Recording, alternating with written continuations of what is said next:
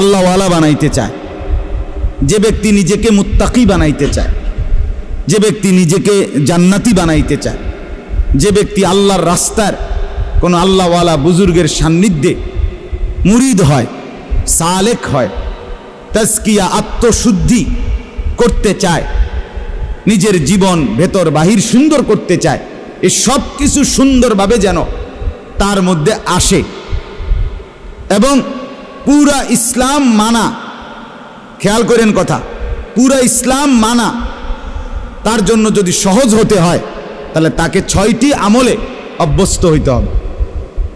কয়টি আমলে? আবার বলেন, কয়টি আমলে? এই 6টি আমলে যদি কোনো ব্যক্তি অভ্যস্ত হয় তো আল্লাহ তাআলা তাকে পুরা ইসলাম মানার, দিন মানার মতো যোগ্যতা, শক্তি, হিম্মত, তৌফিক আল্লাহ দান করবেন। ইমানের 77 শাখা আল্লাহ নবী সাল্লাল্লাহু আলাইহি ওয়াসাল্লাম বলেছেন, এই পুরা ইমান অতি অল্প সময়ে ধীরে ধীরে তার মধ্যে আত্মস্থ হবে, আসবে। হযরতের মূল ফিকির এটা। এই 1 সপ্তাহ খানকায় উনি এটা বুঝাইছেন যে আমার ফিকির, সারা পৃথিবীর মুসলমান যদি প্রকৃত অর্থে দিনদার হইতে হয় তাইলে ইমানের 77 শাখা, মানে পুরা ইমান, ইসলামের সবগুলো অংশ নিজের মধ্যে আনতে হবে, নিজের মধ্যে বাস্তবায়ন করতে হবে, তাইলেই সে পরিপূর্ণ দিনদার। কথা বোঝেন নাই আপনি? একটা লোক তো নামাজ পড়ে মাশাআল্লাহ, কিন্তু উনি মসজিদ থেকে বের হয়ে দোকানে গিয়ে সুদের লেনদেন করে, ওজনে কম দেয়, ধোকা দেয়, মালটার গুণাগুণ মিথ্যা বলে, এই লোকটা কি পরিপূর্ণ দিনদার? একটা তো আছে মাশাআল্লাহ, কিন্তু ওইটা তো নাই, ওইটা তো নাই। একজন নারী নামাজ তো পড়ে কিন্তু পর্দা তো করে না। একজন পুরুষ ছেলে মেয়ের খাদ্য খাবারের খরচ তো করে, কিন্তু তাদের জন্য টেলিভিশন, নাচ গান এটা দেখার জন্য ব্যবস্থা করে। তো একদিকে দিনদার একটা মানে, তো আরো 10টা মানে না, তো এই লোকটা কি পরিপূর্ণ দিনদার হলো? এই হযরত বলেন ইমানের 77 শাখা, এই সবগুলো শাখায় যে সমানভাবে মানে আমলে অভ্যস্ত হবে তাকেই বলা হবে পরিপূর্ণ দিনদার। তার জন্যই জান্নাত, তার জন্যই জাহান্নামের মুক্তি। সাহাবায়ে কেরাম ইসলাম মানছে কয়টা, ছাড়ছে কয়টা? কথা কয় না। মানছে কয়টা, ছাড়ছে কয়টা? আউলিয়ায়ে কেরাম, যাদেরকে আমরা আউলিয়া বলি, বুজুর্গ বলি, পীর মাশায়েখ বলি, তারা মানছে কয়টা, ছাড়ছে কয়টা? সব মানছে, সব মানছে। ঈমানও ঠিক করছে, ইবাদতও ঠিক করছে, মুআমালাতও ঠিক করছে, মুআশারাতও ঠিক করছে, আখলাকও ঠিক করছে, বাজারও ঠিক রাখছে, আবার কি নামাজও ঠিক রাখছে, স্ত্রী সন্তানের প্রয়োজন পূরণ এটাও ঠিক রাখছে, রাত্রি গভীরে তাহাজ্জুদের নামাজ, আল্লাহর বন্দিগি, জিকির, তেলাওয়াত এটাও ঠিক রাখছে। এজন্য পূর্ণ ইমানদার হওয়া চাই, পূর্ণ দিনদার হওয়া চাই। আমি বাপ কত সময় আপনারা আমার মুখে শুনছেন এই কথাটা, আমি প্রায় বলি যে ও আল্লাহর বান্দারা, বাবা, চাচা, মুরব্বীরা অনেকেই বলে এখন আর বয়স শেষ, 60-70 বছর হয়ে গেছে, ছেলে ফেলে যায়, মোটামুটি লাইন ফাইন করছি, অন আল্লাহ আল্লাহ করে কোনো রকম মরে গেলে হয়েছে, মরলেই হয়েছে, কবরে যাওয়ানোর বাকি আর না। আমি সব সময় বলি যে বাপ, কোনো রকম কবরে যাইয়েন না, কোনো রকম প্রয়োজনে চেষ্টা করেন আর কিছুদিন বেঁচে থাকতে। চান যে দুনিয়া থাকতে পারেননি, প্রয়োজনে জিফুত্রে বলেন যে টাঙ্গাইয়া তুই তো কোনানে আমনে রে, যাতে আপনি না মরেন। কারণ কোনো রকমে মরলে বিপদ আছে, কোনো রকম বাঁচলে তারপরেও যাই পারেন আপেল মালটা আরো কিছু খাইতেন পারবেন, কিন্তু কোনো রকম মরলে ফেরেশতার ফিরায় কবরে আপনি থাকতে পারতেন না। ঠিক কিনা বলেন না কেন? আল্লাহ কি আপনারে আমারে কোন রকম কবরে যাইতে কইছে? তো আপনি দি কোন রকম যাওয়ানোর লাইন ধরছেন। ওয়ালা তামুতুন্না ইল্লা ওয়া আনতুম মুসলিমুন, এর মানে কি পূর্ণ মুসলমান না হয়ে মৃত্যুবরণ করো না। তা আপনি দি কোন রকম রব্বুল আলামিন বলেন, ইয়া আইয়ুহাল্লাযীনা আমানু দুখুলু ফিস-সিলমি কাফা, হে ঈমানদার মুমিন, পুরাপুরি ইসলামের মধ্যে পরিপূর্ণভাবে প্রবেশ করো। দূর একটা আছে 10টা নাই, 10টা আছে 20টা নাই, এমন আপনি যদি বলেন আমি পারবো, পারবেন, আপনি পারবেন, আপনি মানুষ, আপনি গরু ছাগল না। মানুষ পারবে বলেই আল্লাহ তাআলা মানুষের জন্যই বিধান দিয়েছেন, ঠিক কিনা বলেন না? ফেরেশতাদেরকে বলছেন আমি জানি যা তোরা জানোস না তা, আমি বুঝাই বানাইছি মানুষ, আমি পারবে সে, আমার হুকুম মানতে পারবে, আমার দ্বীন গ্রহণ করতে পারবে, আমার শরীয়ত নিতে পারবে, আমার বিধান তারা পালন করতে পারবে, এই যোগ্যতা দিয়েই আমি মানুষ বানাইছি। অতএব পারবেন আপনি বলে যে ভুল হয়ে যায়, ছুটে তো যায়, গুনাহ তো হয়ে যায়, নাফরমানি তো হয়ে যায়। আরে তো চমৎকার বিষয়, আল্লাহ তাআলা বলছে বান্দা রিমুভার তো আমি রাখছি, মুসাবার জন্য তো আমি রাখছি ব্যবস্থা। যতবার হবে গুনাহ ততবার তওবা করবা, ততবার তওবা করবা, বারবার তওবা করলে আমি পুনরায় তোমারে আবার মুত্তাকি বানায় দেব। অজু তো ভাঙবেই, আবার অজু করবা, তাইলে তুমি নিয়মিত অজুওয়ালাই হয়ে যাবে। কথা বোঝেন না? একজন মানুষ যদি নিয়ত করে আমি সর্বদা অজু সহ থাকবো, তাহলে এ বেটা তার পেশাব করতে পারত না। কেমনে করবে পেশাব? ওমা অজু ভেঙে যাবো না? কথা বলেন না কেন? তার মানে কি? তার মানে কি বলেন? সাহাবীদের জীবনীতে আছে, আউলিয়াদের জীবনীতে আছে, তিনি সর্বদাই অজু অবস্থায় থাকতেন, তার মানে পেশাব করতেন না, নাপাক হতেন না ওনারা, আবার করে নিতেন অজু।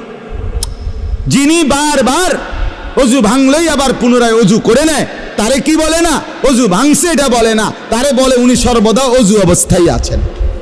যে গুনাহ হলেই মাফ চেয়ে নেয়, তওবা করে নেয়, আবার ছেড়ে দেয়, আর করবে না ওয়াদা দেয়, আবার চেষ্টা করে গুনাহ আর করব না, আল্লাহ তাআলা বলে তুমি মুত্তাকি থাকবা, তুমি আল্লাহওয়ালাই থাকবা, তুমি জান্নাতি হইবা। তো আর সমস্যা কি?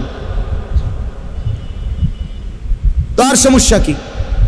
1000বারও যদি তওবা ভেঙে যায় আবার করো, আবার ফিরো। এজন্য বাপ আমরা প্রত্যেকেই পুরা দিন মানতে হবে, ইমানের 77 শাখা সবগুলো মানতে হবে, পুরা দিনদার হইতে হবে। আর এর জন্য বিশেষ শক্তি সঞ্চয়ের জন্য, শরীরের মধ্যে ভিটামিন শক্তি আনয়নের জন্য 6টা জিনিস লাগবে। 1 নাম্বার, এই 10 আয়াতের আলোকে বলতেছি, 1 নাম্বার হলো কিয়ামুল লাইল, তাহাজ্জুদ নামাজ, রাত্রিকালীন নামাজে অভ্যস্ত হইতে হবে। যে ব্যক্তি তাহাজ্জুদ নামাজে অভ্যস্ত হবে, রাতের প্রথম অংশে হোক, রাতের মাঝখানের অংশে হোক, রাতের শেষাংশে হোক, তাহাজ্জুদের নামাজে যে অভ্যস্ত, আল্লাহ তাআলা তার কলজার ভিতরে অসাধারণ শক্তি এবং পাওয়ার দান করে, ফলে সে নেক আমলে অভ্যস্ত হয়, গুনাহ ছাড়তে তার জন্য সহজ হয়। আলাইকুম বিকিয়ামিল লাইল ফাইন্নাহু দা'াবুস সালিহিন ক্বাবলাকুম ওয়া হুয়া কুরবাতুন লাকুম ইলা রাব্বিকুম ওয়া মুকাফফিরাতুন লিস-সাইয়্যাত ওয়া মানহাতুন আনিল ইসম। আল্লাহর নবী বলেন সব সময় আমার উম্মত তাহাজ্জুদ নামাজ পড়িও। আল্লাহর নবী বলেন কেন? যেহেতু এটা আমার আগে আদম থেকে নিয়ে যত নেককার মানুষ ছিলেন প্রত্যেকের আমল ছিল। কেন পড়ো? যেহেতু তাহাজ্জুদ নামাজে বান্দা আল্লাহর সবচেয়ে ঘনিষ্ঠ হয়। আর কেন? যেহেতু তাহাজ্জুদ নামাজ বান্দার রাশি রাশি গুনাহ মাফ করে দেয়। আর কেন? যেহেতু তাহাজ্জুদ নামাজ বান্দাকে গুনাহ থেকে বিরত রাখে। এই 1 নাম্বার আমল কি বলেন? এখন যদি বলেন যে হুজুর নামাজে তো পড়ি না, তো নামাজ পড়েন, 5 ওয়াক্ত নামাজে অভ্যস্ত হন, তার সাথে সাথে তাহাজ্জুদ নামাজ পড়েন। 4 রাকাতই হোক, 8 রাকাতই হোক, 2 রাকাতই হোক, অল্প অল্প করে। যারা আলহামদুলিল্লাহ নামাজি আছেন নিয়মিত, আপনারা প্রত্যেকেই তাহাজ্জুদ নামাজে অভ্যস্ত হন। তাহাজ্জুদ নামাজের সর্বোত্তম সময় হলো কিছুক্ষণ ঘুমাইয়া এরপরে উঠে পড়া, এটা হলো সর্বোত্তম। বাকি সমস্ত ওলামায়ে কেরামের মতামত এটা যে যদি কেউ কষ্ট হয় নাই পারে কোনোভাবে, তাহলে কমপক্ষে যদি এশার নামাজ আদায় করার পরে সে যদি ঘুমানোর আগেও তাহাজ্জুদ নামাজের নিয়তে 4 রাকাত 6 রাকাত 8 রাকাত নামাজ পড়ে নেয়, তো আশা করা যায় আল্লাহ তাআলা তাকেও তাহাজ্জুদের নিয়ামত দান করবেন। ঠিক আছে না? ইনশাআল্লাহ চেষ্টা করবেন, চেষ্টা করবেন। 2 নাম্বার, কোরআনুল কারীমের বেশি বেশি তেলাওয়াত, সহজভাবে, সুন্দরভাবে, বিশুদ্ধভাবে, সঠিকভাবে, একবারে মনের মধ্যে আল্লাহ তাআলার মহব্বত আর ভালোবাসা নিয়ে, অর্থাৎ বিশুদ্ধ কোরআন তেলাওয়াত, তারতিলুল কোরআন। 2 নাম্বার কি বলেন না? না শুধু কোরআন তেলাওয়াত করলে হইতো না, বিশুদ্ধ কোরআন তেলাওয়াত। বলেন 2 নাম্বার কি? যার বিশুদ্ধ নাই, বিশুদ্ধ করতে হবে। আমি ওনার এই বয়স কি আসেনি, কোন বয়স নাই? কি কথা কোন বয়স নাই আপনার? এসব বললে হইতো না। তাইলে কি 2 নাম্বার আমল কি বলেন? এই কোরআন তেলাওয়াতের বরকতে আল্লাহ তাআলা ওই ব্যক্তির মধ্যে ইসলাম মানা সহজ করে দিবেন, গুনাহ ছাড়া সহজ করে দিবেন। গুনাহ ছাড়তেই মন চাই, আমল করতেই মন চাই। সুবহানাল্লাহ। বলেন 1 নাম্বার কি? সবাই বলেন। 2 নাম্বার কি? 3 নাম্বার আল্লাহ তাআলার জিকির। ওয়াদকুর ইসমা রাব্বিক। 3 নাম্বার আল্লাহ তাআলার জিকির। সকাল বিকাল দুপুর সন্ধ্যা দাঁড়িয়ে বসে শুয়ে হর হালাতে আল্লাহকে ডাকা, জবানে সবসময় আল্লাহকে ডাকা। সুবহানাল্লাহ, আলহামদুলিল্লাহ, আল্লাহু আকবার, লা ইলাহা ইল্লাল্লাহ, সুবহানাল্লাহ, আলহামদুলিল্লাহ, আল্লাহু আকবার, লা ইলাহা ইল্লাল্লাহ, সুবহানাল্লাহ, আলহামদুলিল্লাহ, আল্লাহু আকবার, লা ইলাহা ইল্লাল্লাহ, আস্তাগফিরুল্লাহ, আস্তাগফিরুল্লাহ, আস্তাগফিরুল্লাহ, আস্তাগফিরুল্লাহ, আস্তাগফিরুল্লাহ, আস্তাগফিরুল্লাহ, সাল্লাল্লাহু আলাইহি ওয়াসাল্লাম, সাল্লাল্লাহু আলাইহি ওয়াসাল্লাম, সাল্লাল্লাহু আলাইহি ওয়াসাল্লাম, সাল্লাল্লাহু আলাইহি ওয়াসাল্লাম। আমার বাপ মনোযোগ দিয়া মহব্বতের সাথে হাঙ্গামা না কইরা, বিরাট বড় মজমার দরকার নাই, আমনে একলাই চুপচাপ কোনো ওই হুল্লুর মানে একারে হেসকানি না কইরা নীরবে সুন্দর করে কিছুক্ষণ এরকম জিকির করতে থাকেন, খোদার কসম জিহ্বাটাই মধু হয়ে যাবে, জবান শিরি হয়ে যাবে, মধু হয়ে যাবে, মধু, কলিজা আলোকিত হয়ে যাবে। কিছুক্ষণ পরে অনুভব হবে দিল আমার নূরানি হয়ে গেছে, আলোকিত হয়ে গেছে, দিল শান্ত হয়ে যাবে, পেরেশানি দূর হয়ে যাবে। তাহলে 1 নাম্বার কি বলেন? 2 নাম্বার কি? বিশুদ্ধ কোরআন তেলাওয়াত। 3 নাম্বার কি? জিকির। আল্লাহ তাআলার জিকির করবেন তো ইনশাআল্লাহ? চেষ্টা করবেন। ছেলেরা বাপ তোমরাও চেষ্টা করো, গাফলতি করো না ভাই, কোরআন পড়তে শেখো, পড়তে শেখো। তুমি মুসলমানের সন্তান, তুমি কোরআন পড়ো ভাইয়া। এই বাংলা, অঙ্ক, ইংরেজি, পদার্থ, জীববিজ্ঞান এগুলো হাসরের ময়দানে জিজ্ঞেস করবেন, তো কোরআন জিজ্ঞেস করবে, কোরআন সুপারিশ করবে। নবীজি বলছে ওইগুলোকে বাদ দেওয়ার কথা বলি না, ওগুলো দুনিয়া চলবে, কিন্তু কোরআন দুনিয়াও চলবে, আখিরাতও চলবে। আল্লাহ নবী সাল্লাল্লাহু আলাইহি সাল্লাম বলেন আসসিয়াম ওয়াল কোরআন ইয়াশফাআন লিল আবদ। রমজানের রোজা আর আল্লাহ তাআলার কোরআন তিলাওয়াত সরাসরি আল্লাহর বান্দার জন্য আল্লাহর কাছে সুপারিশ করবে। রোজা বলবে আল্লাহ দিনটা তারে আমি অভুক্ত রাখছি, আর কোরআন বলবে আল্লাহ রাতটা তারে আমি তেলাওয়াতে ব্যস্ত রাখছি, তারে এখন কেমনে শাস্তি দিবেন? আল্লাহ বলে বাবুরে তোমরা যেহেতু 2 জন 2খানে চাপ দিছ, যাও দিলাম, মাফ করে দিলাম। তাহলে 1 নাম্বার হলো কিয়ামুল লাইল, এই আমলটার মূলত নাম হলো কিয়ামুল লাইল, তাহাজ্জুদ। 2 নাম্বার কি? বিশুদ্ধ কোরআন তেলাওয়াত। 3 নাম্বার কি? এই 3টা হলো অঙ্গ প্রত্যঙ্গ দিয়ে করা, মানে বাহ্যিক। জিকির করবেন কি দিয়া? জবান দিয়া, ঠিক না বলেন? কোরআন তেলাওয়াত করবেন কি দিয়া? জবান দিয়া। আর তাহাজ্জুদ নামাজ পড়বেন কি দিয়া? পুরা বডি দিয়া, পুরা অঙ্গ দিয়া, নাকি? এটা। আর তিনটা, পরের তিনটা হলো ভিতরে, কলজের ভিতরে থাকতে হবে, ভিতরে থাকবে। 1 নাম্বার মানে 4 নাম্বার, হ্যাঁ, তাবাত্তুল, এটারে বলে তাবাত্তুল। কন্ত তাবাত্তুল, তাবাত্তুল অর্থ হইল সব কিছুর থেকে সম্পর্ক বিচ্ছিন্ন করে হৃদয় মন শুধু আল্লাহর সাথে সম্পর্ক যুক্ত করা। দিল আমার শুধু আল্লাহকে ডাকে, মন আমার শুধু আল্লাহকে ডাকে, ভাবনা আমার শুধু আল্লাহকে নিয়ে, আমার চাওয়া পাওয়া সব আমার আল্লাহর কাছে, আমার আবেগ অনুভূতি সব আমার আল্লাহর কাছে। দুনিয়ার কাছে আমি কিছুই চাই না, যা চাই, যা পাবো মনে করি সব আমার আল্লাহর কাছে। অন্তর আল্লাহর সাথে কি করা? সম্পর্কিত। ও তাবাত্তাল ইলাইহি তাবতীলা, তাবাত্তুল। এইটা, এই 4 নাম্বার হলো অন্তরকে আল্লাহর সাথে কি করা? সম্পৃক্ত করা। বলে এটাকে সারাক্ষণ সম্ভব? একটু একটু করে বাড়ান, অল্প অল্প করে বাড়ান, আস্তে আস্তে বাড়ান, আল্লাহ তৌফিক দান করেন।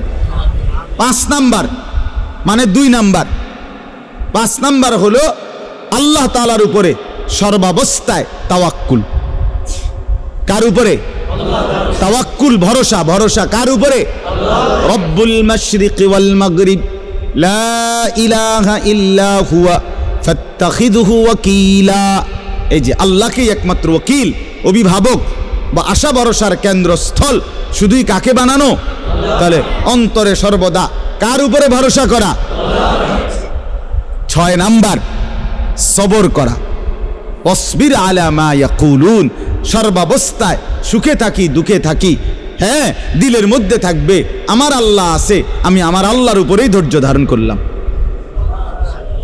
তাইলে বলেন, তিনটা, পরের তিনটা হইল আল্লাহর সাথে অন্তরকে সম্পর্কিত করা, 2 নাম্বার আল্লাহর উপরেই ভরসা করা, 3 নাম্বার সর্বাবস্থায় কি করা?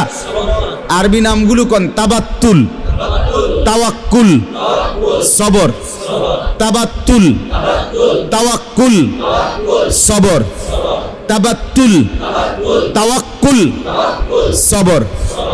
1 নাম্বার কিয়ামুল লাইল, 2 নাম্বার তারতিলুল কোরআন, 3 নাম্বার জিকির, 4 নাম্বার তাবাত্তুল, 5 নাম্বার তাওয়াক্কুল, 6 নাম্বার সবর। 3টা বাহিরে, 3টা ভিতরে। এই 6টা পুরো ইসলাম না, মানে এই 6টায় অভ্যস্ত হইলে বাকিগুলো আস্তে কান টানলে মাথা আসে, সহজ হয়ে যাবে, সহজ হয়ে যাবে।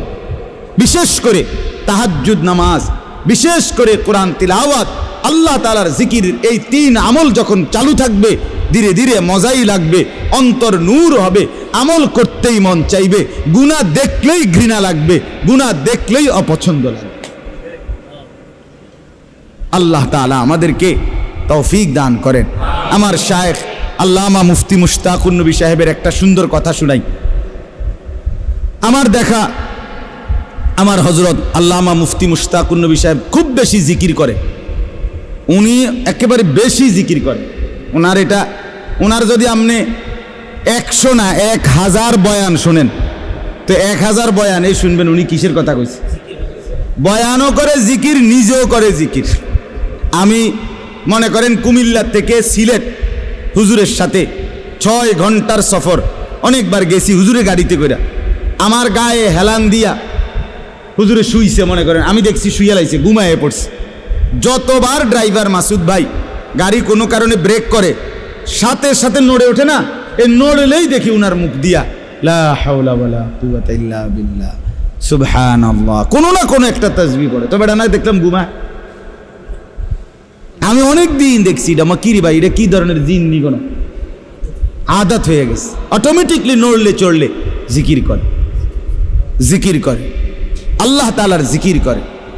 এই যে জিকির, এই জিকিরের ভীষণ পরিমাণ অভ্যস্ততার কারণে তো হযরতের মধ্যে একটা জিনিস আমি শুধু এটা বলার জন্য, একদিন বহুবার বলছে, অনেক সময় বলে, কয় যে আমি যখন ঘর থেকে বের হই, শুনতেছেন, হুজুর বলেন, আমি যখন ঘর থেকে বের হই তখন আমি আমার আল্লাহর কাছে বলি, আল্লাহ এই আমার দুইটা চোখ, এখন আমি রাস্তায় বের হচ্ছি, এই দুই চোখে যদি রাস্তার কোনো বালু খড়কুটা এরকম কিছু আইসা যদি পড়ে তাইলে আমার চোখের ভীষণ ক্ষতি হবে, জাহিরি ক্ষতি, বাহ্যিক ক্ষতি হবে চোখের, ঠিকই না বলেন না?